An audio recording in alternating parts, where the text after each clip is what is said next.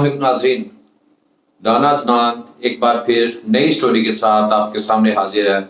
आज आपको हम बताएंगे वफाकी दारुल हुकूमत में होने वाले एक नाखुशगवार वाक़े के बारे में कि वो वाक़या कैसे हुआ, आया हुआ क्या नहीं हुआ, या सिर्फ जो है शहर इक़्तिदार को बदनाम करने की साजिश थी, या किसी के ख़ास मकासद थे और उसका ड्राप सीन क्या हुआ है और उसके पीछे क्या महर्रिकात थे। इन सब के बारे में आज आपको आगाह करेंगे। जैसे आपके इल्म में है कि एक लड़की शेखपुरा की रहायशी जिसने ये कहानी सुनाई कि मुझे जॉब के लालच में इस्लामाबाद बुलवाया गया और मार्गला 3 जो ट्रेल 3 है हाइकिंग के लिए, वहाँ पे उसने इल्ज़ाम आयद किया कि मेरे साथ नौमान शख्स ने मुबैना तौर पर ज़्यादती की है और उस ज़्यादती के बाद उसने FIR दर्ज करवाई। और उसके FIR दर्ज करवाने के पीछे जो है ना, वो हम आपको आज बताएंगे शुरू से लेकर आखिर तक की सूरत हाल कि आखिर वो वजूहात क्या थी और उसके पीछे कहानी की असल क्या है। उस असल कहानी के बारे में आज आपको हम आगाह करेंगे। असल कहानी कुछ यूँ है कि अनवार और नौमान दो बेहतरीन दोस्त थे जिनकी किसी भी वजह से लेन देन के मामले पर आपस में लड़ाई हो गई। तो अनवार ने यह ठान लिया कि मैंने किसी भी तरीके से जो है नौमान को बदनाम करना है। तो अनवार ने एक जराइम पेशा गिरोह से रब्ता किया। मुबैना तौर पर वो गिरोह जो है उसका काम यही है कि लोगों को ब्लैकमेल करना है और उनसे भत्ता वसूल करना है। अनवार ने एक गिरोह से रब्ता किया जिसमें 2 लड़कियां सिदरा और साइमा बताई गई हैं और 2 शख्स भी उसमें शामिल हैं। उन लोगों ने नौमान को ट्रैप किया और नौमान ने ट्रेल 3 पर उसको लड़की को लेकर आ गया साइमा को।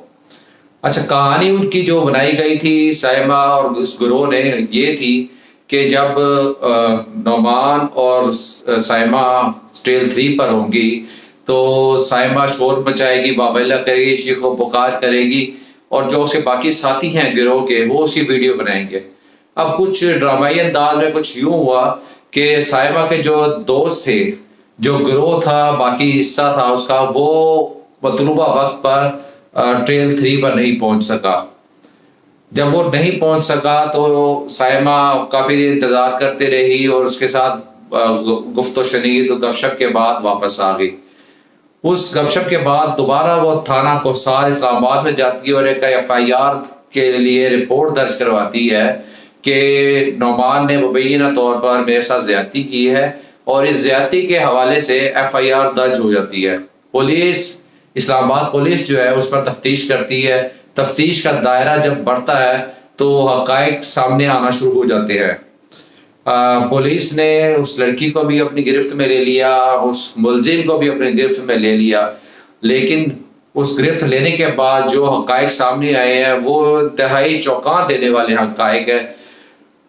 लड़की ने एतराफ़ जुर्म कर लिया। सेशन कोर्ट में आकर जज के साहब के सामने एतराफ़ किया कि मैंने 1.5 लाख रुपए के एवज़ जो है ना ये सिर्फ ड्रामा किया है और मुझे 10,000 रुपए पार्टी ने दिए थे और बाकी काम होने के बाद देने थे। ये एतराफ़ी बयान सेशन जज के सामने लड़की ने दिया है और इस चीज़ का एतराफ़ किया है कि मेरे साथ कोई ज़बरदस्ती, कोई ज़्यादती वाला वाक़या नहीं है, सिर्फ ये हमारा प्री प्लान्ड एक वाक़या था, एक सोची समझी साजिश थी, नौमान को सिर्फ बदनाम करना मकसद था हमारा। इस पर जो है इस्लामाबाद पुलिस ने कार्रवाई शुरू की है और मुलजिम जो नौमान है उसकी ज़मानत का जो फैसला है वो सेशन कोर्ट ने, सेशन अदालत जो है ना फैसला महफूज कर लिया है, जबकि अदालत ने जो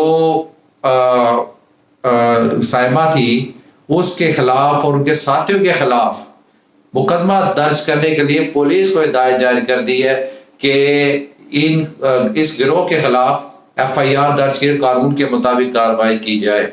अब जो हम इस चीज़ को ये देख रहे हैं कि ये लोगों की नज़र में या उस गिरोह की नज़र में तो सिर्फ एक छोटा सा वाक़या है, लेकिन ये वाक़या कोई आम वाक़या नहीं है। ट्रेल 3 شاید آپ کے علم میں ہو یا نہ ہو، لیکن میں آپ کو تھوڑا سا بریف کر دوں کہ ٹریل 3 ایک ہائیکنگ اور ایک سیر و تفریح کا ایک مقام ہے، جہاں پہ جو سفارتکار ہیں، ایمبیسیڈرز ہیں، فارنرز ہیں، اور جو شہری ہیں، اور بیوروکریسی میں بہت سارے لوگ جو ہیں صرف ہائیکنگ کے لیے وہاں پر جاتے ہیں، اور ایک پرامن جگہ ہے وہ، اور ریڈ زون کے اندر وہ واقع ہے۔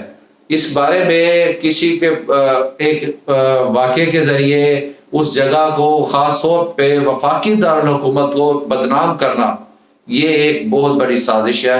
اس سازش کا جو ہے حکومت کو، ضلعی انتظامیہ کو فوری نوٹس لینا ہوگا، اور جو یہ لوگ گروہ ہے جس نے اپنے مذموم مقاصد کے لیے ایک تو نعمان کو بدنام کرنے کی کوشش کی، دوسرا جو مین مارگلا ہلز کو، ٹریل 3 کو بدنام کرنے کی کوشش کی، کیونکہ اس بدنامی کے باعث فارنرز وہاں آنے سے، تفریح کرنے کے لیے جو آتے ہیں لوگ، وہ گھبرائیں گے اور اس کو عدم تحفظ کا شکار ہوں گے۔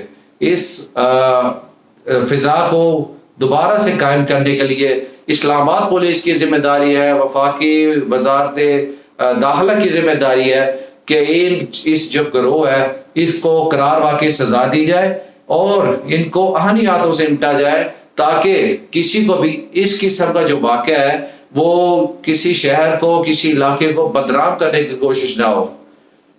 تو یہ تمام حقائق تھے جو ہم نے آپ کے سامنے رکھے ہیں۔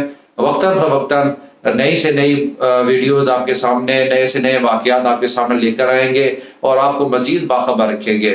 ہماری چھوٹی ریکویسٹ جو ہم دوستوں کی ہوتی ہے کہ ہماری حوصلہ افزائی کیجئے، کمنٹس کیجئے، اپنی رائے کا اظہار کیجئے، اور ہمارے چینل کو جو ہے نا وہ سبسکرائب لازمی کر لے، تاکہ نئی سے نئی ویڈیو آپ کے پاس آتی رہے۔ بہت شکریہ، اللہ حافظ۔